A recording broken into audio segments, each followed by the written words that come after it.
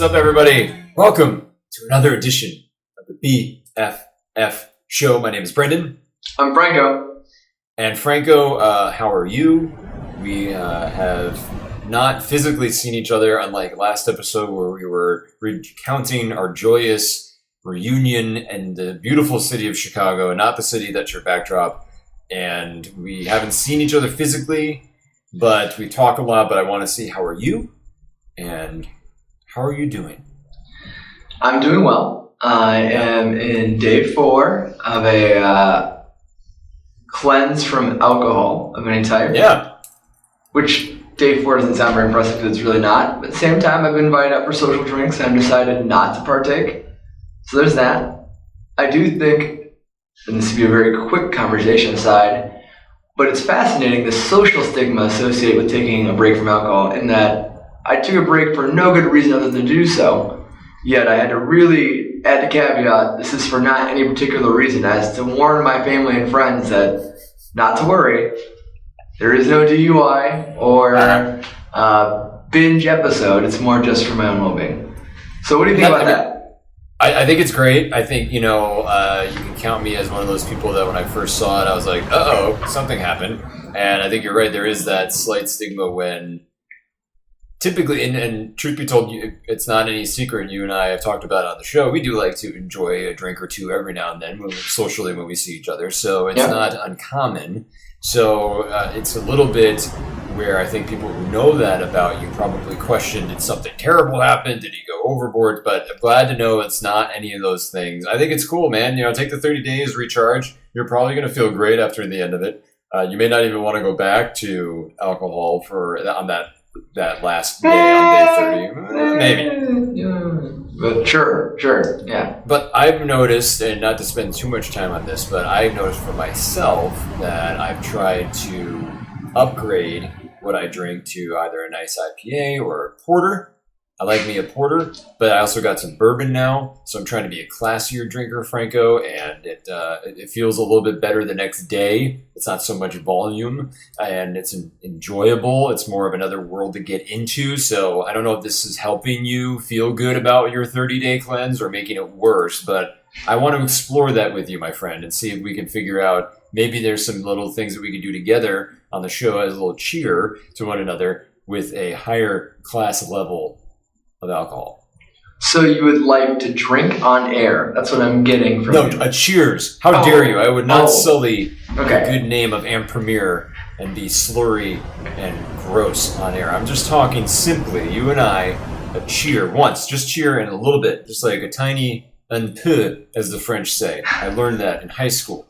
And that's what I'm talking about, Frank. Just a little bit. That's all. So if we do that, do we then have to have a warning before our show stating that the show features the ingestion of alcohol? Well, maybe we just do the side. Oh, just go off, I like that. Just go off to the side, like that, and then pop it out. And the caveman. Or put up a little sheet, and then... Ooh, yeah. All right. See, these are the things you only get here on this show. But let's get to it. I want to go through some trades, Franco, that happened in Major League Baseball. We are recording this a few days away from that July 31st deadline. And some of the big names happened. You and I talked about Manny Machado. He is now a member of the Dodgers. And that was a huge trade. I'm sorry for 5 prospects. Interesting trade because one of them, I believe Diaz, was a top 10 prospect or so that within the Dodgers organization and also within the general farm system, a really highly touted prospect. And then you had 3 or 4 other people that were involved that it's a shrug. That seems to be the general analysis if I had to condense it. It could be good, could be great, maybe not so much. But some of the names that outside of Machado, Cole Hamels was traded to the Cubs. J.A. Happ from the Blue Jays over to the Yankees for some prospects.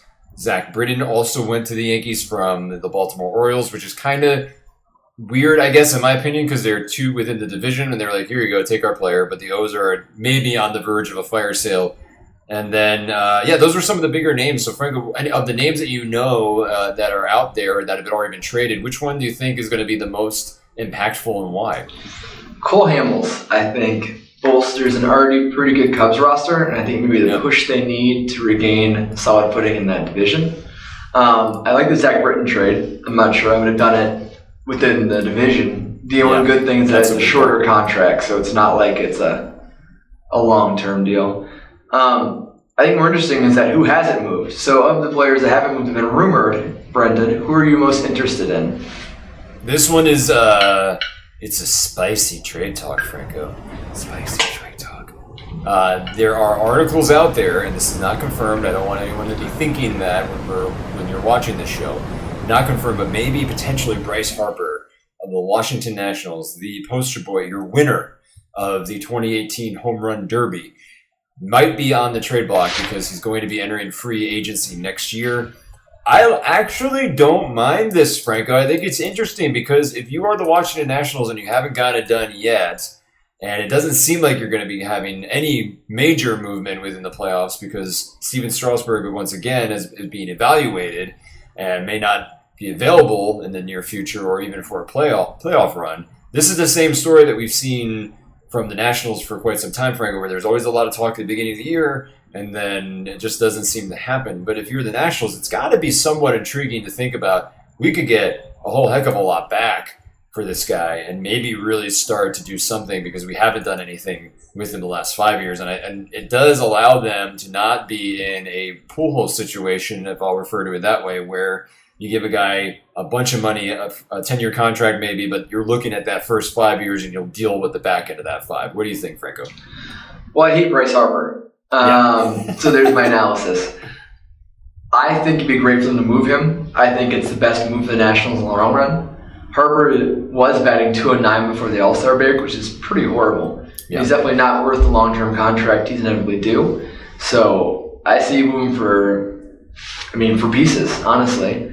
The reason why the Nationals are where they are now is because they picked up Strasburg from a trade way back in the day for prospects. So I say trade Harper, wash your hands of the disaster he'll end up being because he's going to get superstar complex, even more so than he has now.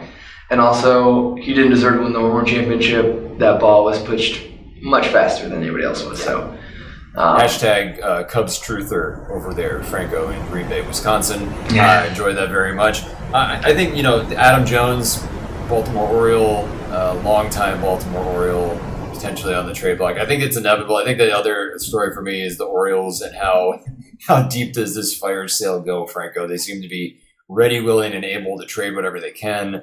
Buck Showalter seemingly has kind of given up a bit, in my opinion, of just saying it is what it is. We know what's happening. He was even like that before the Machado trade. So I think as purely personal interest, I'm curious as to how deep this goes with the Baltimore Orioles. At this point, if you already got rid of Machado, just fire sale everybody, get as many prospects as you can, wave the white flag, and move forward.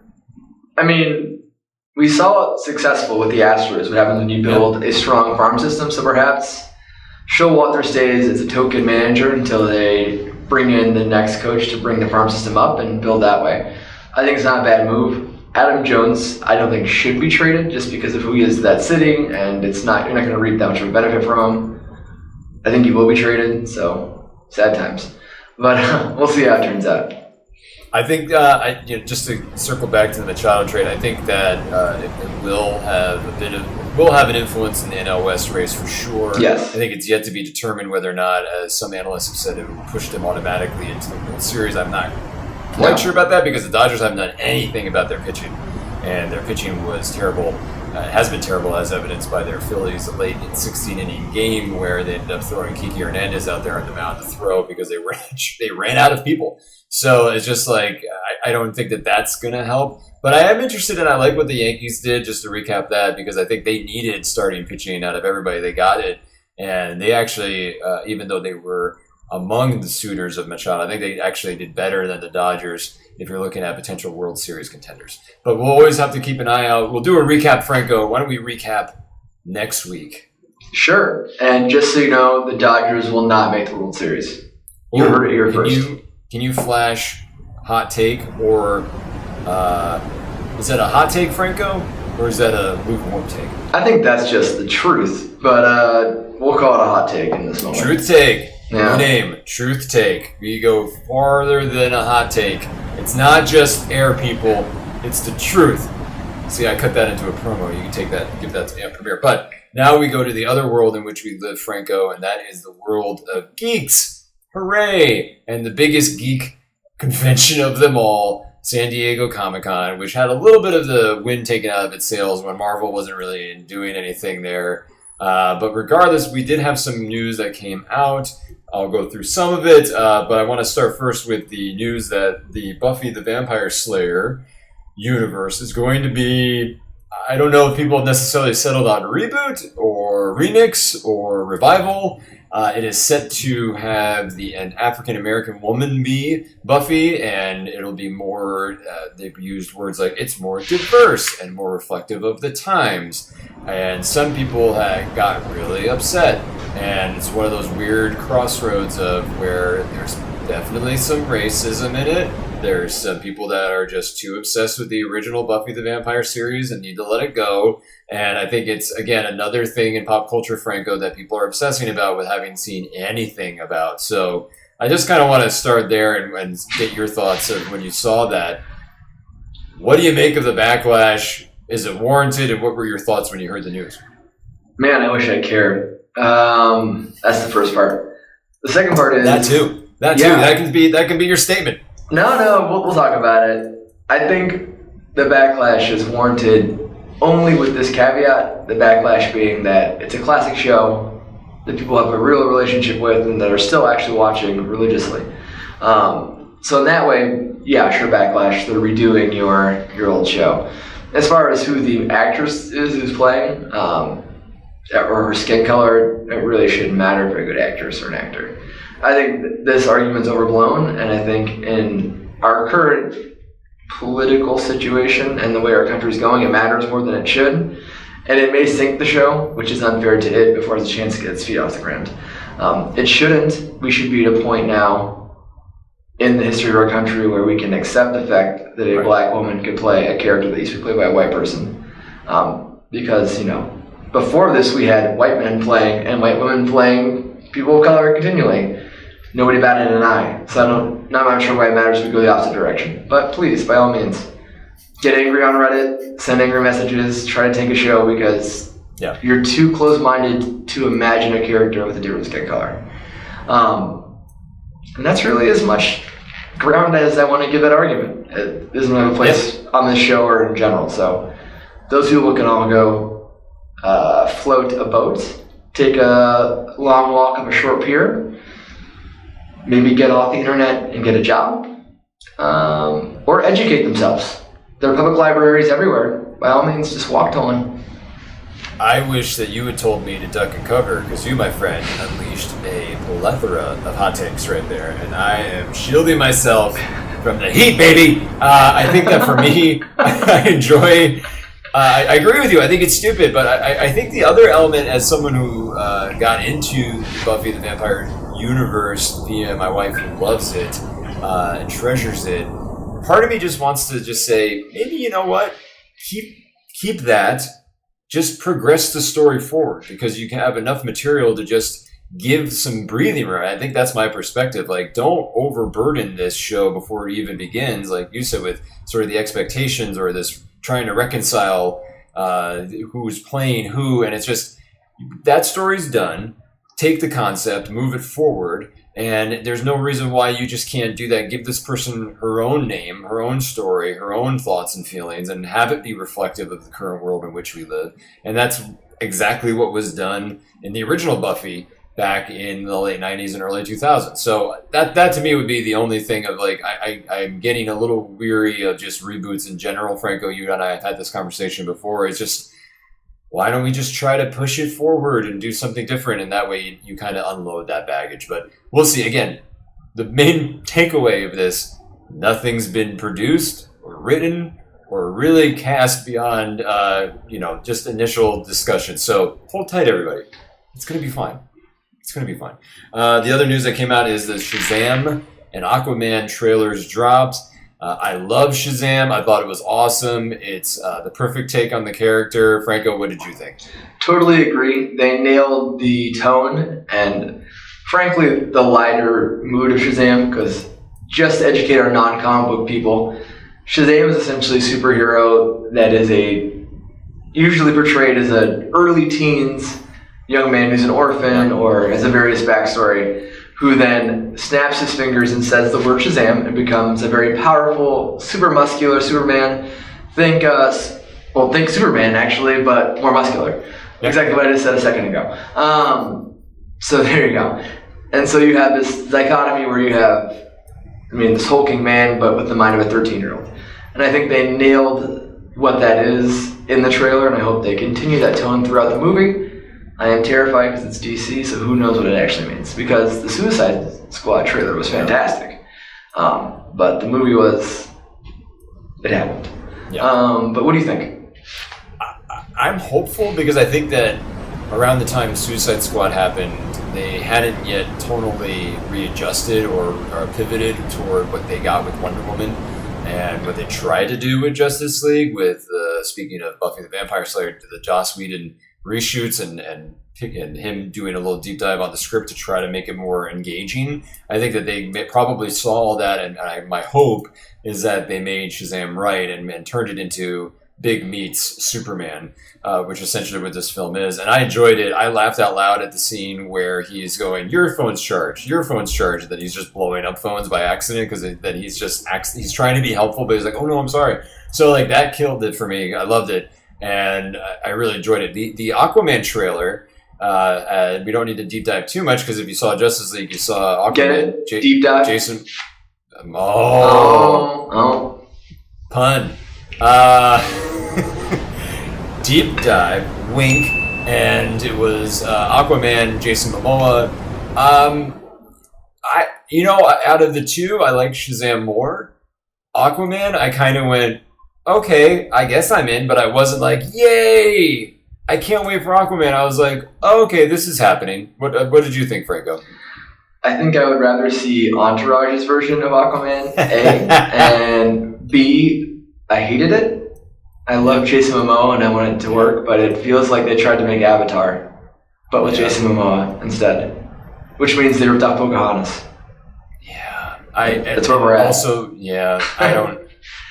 I just wasn't enthralled by it. It just seemed it looked like a TV movie a bit. It looked a little bit like something maybe, this is not a knock on CW Arrow or Flash. Those shows are great, but they're great within the context of how they're presented. This felt like this was an episode of The Flash or of Arrow where Aquaman shows up. It didn't really have that big feel or have the creativity, at least the initial run of what we saw with Shazam. So I don't know, man. I think this is going to be, and I don't remember or recall when it actually comes out. I think it might come out in November, which is sort of dicey. I don't think at least the summer would give it a little bit of a means to float.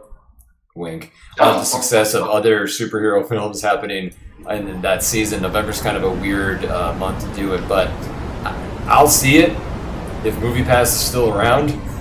And we're holding on hope, MoviePass. Keep getting that random influx of money as an aside. Keep it going, baby. So we'll have to see. Yeah. I think it says a lot, the fact that we don't even know when it's released. Because most movies that you're excited about, you know when they release. So, I just don't care.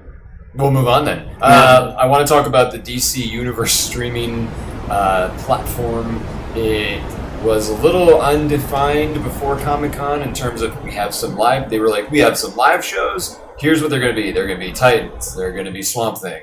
We're going to do some cartoon shows, and it's going to be all your DC shows, quote unquote, and not really sure what that meant. It does not look like it does yet include the CW shows, but that might be coming, and that's sort of what I think they'll eventually do.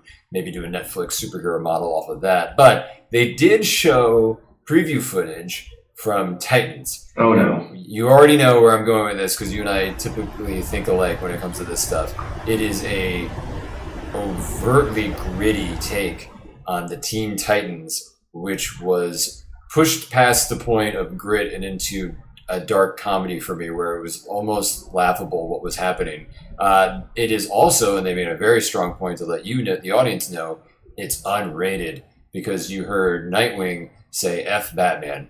And it made me laugh out loud, and I know for a fact that was not the intention. But Franco, I don't want to get too deep into this. What did you think when you saw the Titans premiere? What's your thought about this shared DC Universe platform in general? So my first takeaway was I saw it linked on Facebook, and I thought it was a fan film. Particularly when he said F Batman, I was like, oh, this is a really funny take on what the show could be. Yep. And then I kept sitting there, and then I saw that it was an official DC property, and I thought, this is quite possibly the worst idea ever. Yep. And I love the Nightwing character, just for caveats, non-comic book fans. Nightwing is the grown-up version of the first Robin, hence the F Batman. It's not random. It's not Deadpool. It's right. It's in canon. Titans is single-handedly going to sink this property. And this is an example of someone doing something they don't need to do to try to match what other services have done. Unfortunately, Netflix is too good. Amazon Prime's out there, and the CW does an excellent job in marketing DC stuff. So I don't know why they're making a point to possibly remove what's a very successful medium for their shows and try to do this, which may end up sinking the stock price for Warner Brothers, actually. So what are your thoughts, hardcore Nightwing looking Brendan? Because you look like their version of Nightwing, which is to say that it may be a little bit of a budget Nightwing. I'll take budget Nightwing because I'll be in the same. Maybe I would be cast on a DC Universe streaming show, so because that seems what it looked like. But I think it was for me just not necessary. I think there's enough story there with the characters that you can make it interesting. And that's that. You don't need to be super gritty or super dark or literally Nightwing killing people. That was the most graphic part of it too, where he's stomping on people's jaws, and I think he's definitely murdering people. I think he shoots a gun actually, which is even for Jason Todd, who's my favorite DC character, that's a little. I mean, that's vulgar. We don't need more gun violence in the United States. Let's please not focus on an entire TV show, which is theoretically called the Teen Titans and has 2 crossover cartoons. I don't know what they're thinking. Somebody got loose in the Coca-Cola machine over at Warner Brothers. Good save. Yeah. Wink. But I think that I will. Here's the thing. I want to see how the reviews are of these shows. Maybe this is just like a pilot that they fixed it later, or maybe they'll hear the feedback and go, "Ooh, we need to fix this."